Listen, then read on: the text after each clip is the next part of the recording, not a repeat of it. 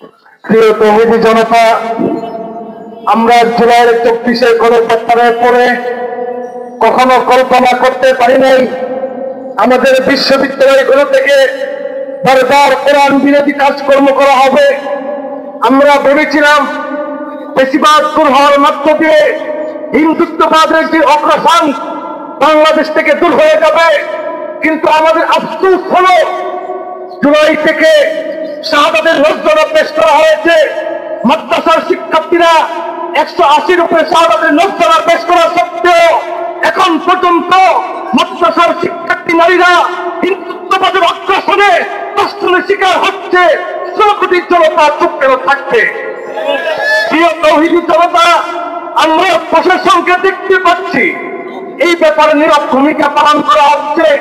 যতটুকু আমরা জানতে পারছি, রাষ্ট্রীয়ভাবে হিন্দুত্ববাদ আমার এই বাংলাদেশে প্রতিষ্ঠা করার জন্য একের করে ষড়যন্ত্র করা হচ্ছে। আল্লাহর কসম করে বলি, আল্লাহর কসম করে বলি, যতটুকু পর্যন্ত আমাদের দেহের মধ্যে ঈমান রয়েছে, ততক্ষণ পর্যন্ত আমাদের হৃদয়ের মধ্যে আল্লাহ এবং তার দ্বীনের জিম্মাদারি আঁকড়ে ধরব, ততদিন পর্যন্ত আমার এই জমিন হিন্দুত্ববাদের হাতে আমরা ছেড়ে দিব না ইনশাআল্লাহ।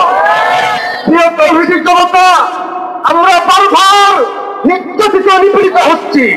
আমরা বারবার দেখতে পাচ্ছি আমাদের বোন মহিলাদের শক্তিকে প্রেমের পথে ফেলে হিন্দুত্ববাদের দর্শন করে যাচ্ছে।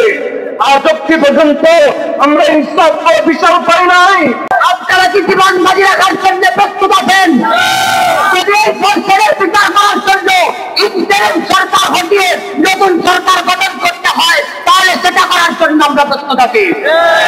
আর প্রত্যেকটা রাজনৈতিক দলের কাছে লজ্জা, লজ্জা, লজ্জা আপনাদের জন্য। আজ আমাদের লজ্জা।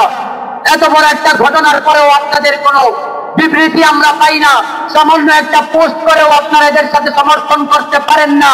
আপনারা হিন্দুদের মন্দিরে গিয়ে তাদেরকে ঠিকই বুঝতে আসতে পারেন হিন্দু কর্তৃক মুসলিম বোন দর্শিত হওয়ার পরেও আপনাদের পুরুষত্ব আপনাদেরকে নাড়ায় না। আপনাদের জন্য এক লজ্জা রেখে আজকের মতো এখানে বিদায় নিচ্ছি।